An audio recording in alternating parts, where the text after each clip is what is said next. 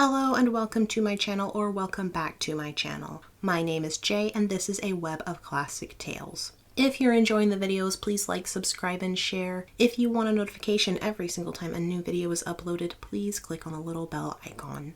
Today we will continue reading H.G. Wells' The Time Machine.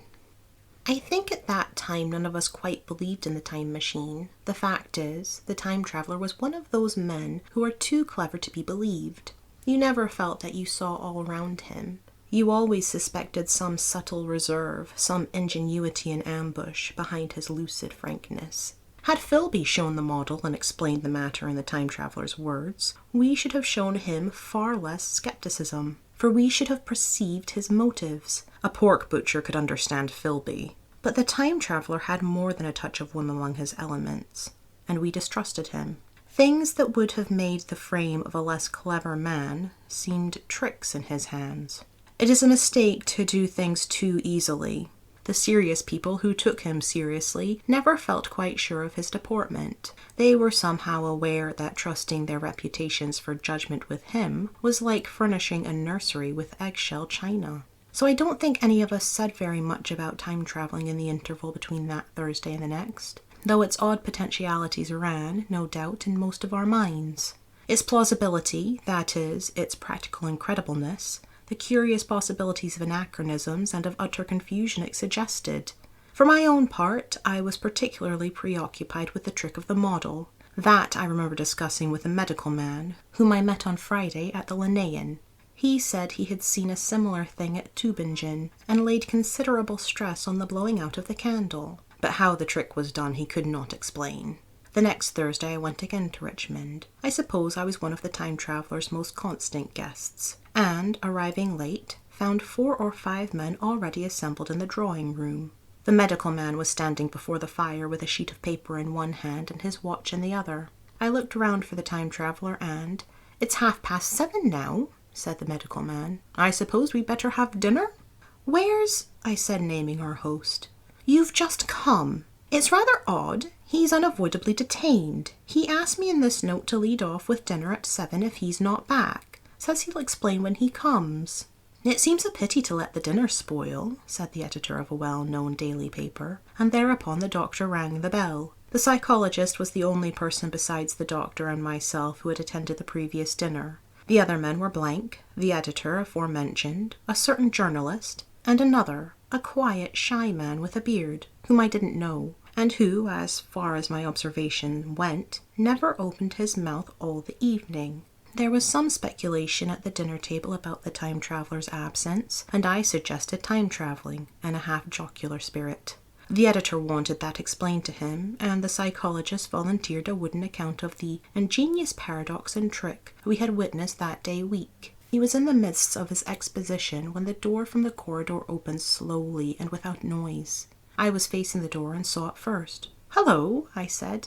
"At last!" And the door opened wider, and the time traveller stood before us. I gave a cry of surprise. "Good heavens, man, what's the matter?" cried the medical man, who saw him next, and the whole table turned towards the door. He was in an amazing plight. His coat was dusty and dirty, and smeared with green down the sleeves. His hair disordered, and as it seemed to me grayer, either with dust and dirt, or because its colour had actually faded. His face was ghastly pale, his chin had a brown cut on it, a cut half-healed. His expression was haggard and drawn, as by intense suffering. For a moment he hesitated in the doorway, as if he had been dazzled by the light. Then he came into the room. He walked with just such a limp as I have seen on footsore tramps. We stared at him in silence, expecting him to speak. He said not a word, but came plainly to the table and made a motion towards the wine.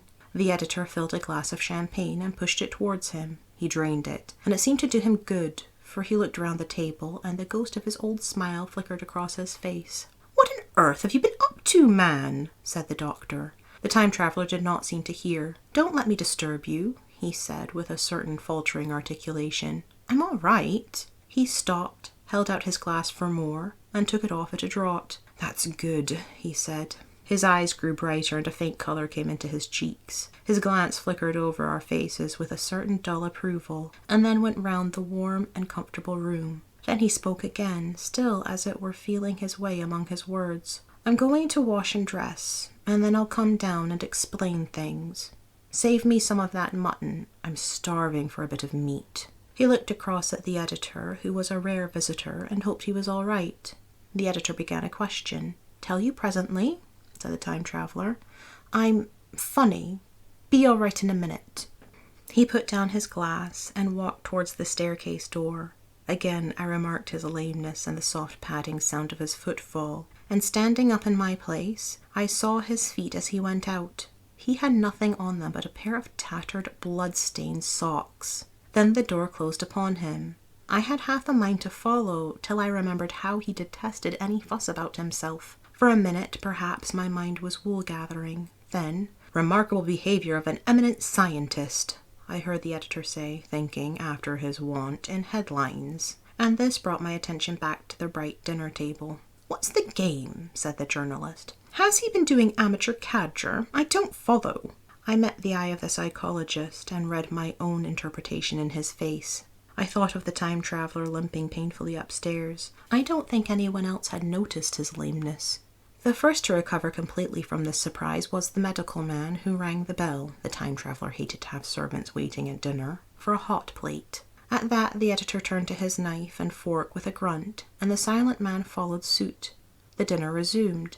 Conversation was exclamatory for a while, with gaps of wonderment, and then the editor got fervent in his curiosity. "Does our friend eke out his modest income with a crossing, or has he his Nebuchadnezzar phases?" he inquired. "I feel assured it's this business of the time machine," I said, and took up the psychologist's account of our previous meeting. The new guests were frankly incredulous. The editor raised objections.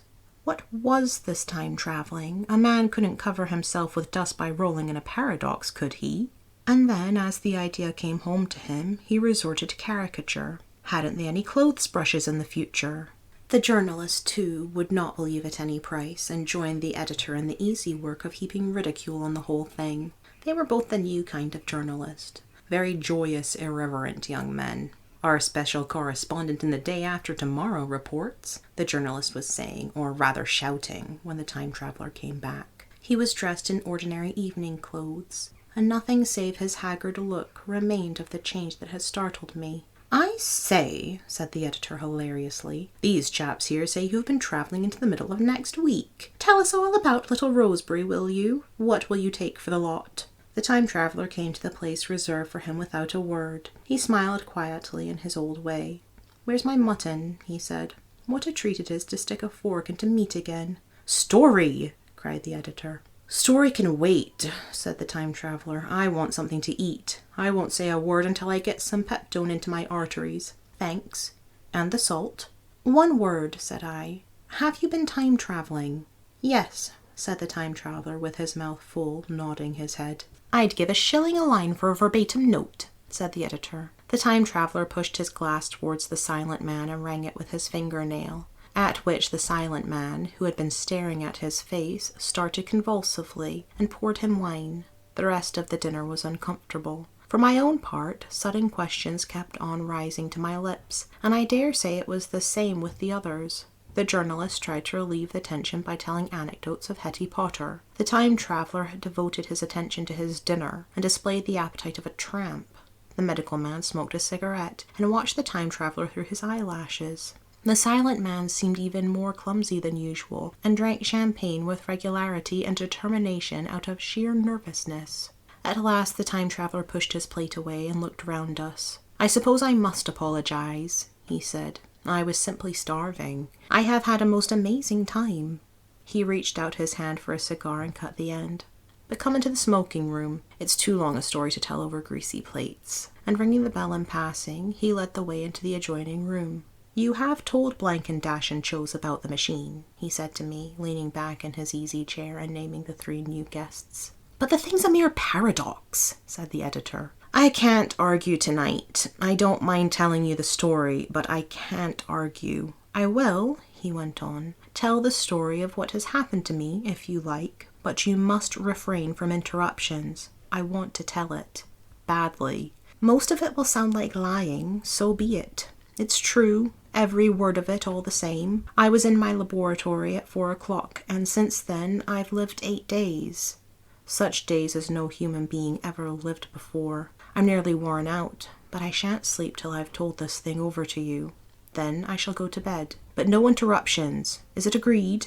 "Agreed," said the editor, and the rest of us echoed, "Agreed." And with that, the time traveler began his story as I have set it forth. He sat back in his chair at first and spoke like a weary man. Afterwards he got more animated. In writing it down, I feel with only too much keenness the inadequacy of pen and ink, and, above all, my own inadequacy to express its quality. You read, I will suppose, attentively enough, but you cannot see the speaker's white, sincere face in the bright circle of the little lamp, nor hear the intonations of his voice. You cannot know how his expression followed the turns of his story. Most of us hearers were in shadow, for the candles in the smoking room had not been lighted, and only the face of the journalist and the legs of the silent man from the knees downward were illuminated. At first we glanced now and again at each other. After a time we ceased to do that, and looked only at the time traveler's face. Thank you for listening. This has been H.G. Wells' The Time Machine, Chapter 2. I've been Jay. This has been a Web of Classic Tales. Please like, subscribe, and share. Click the bell icon for notifications. I hope you're having a fantastic day. Have a nice life, and I'll see you next time.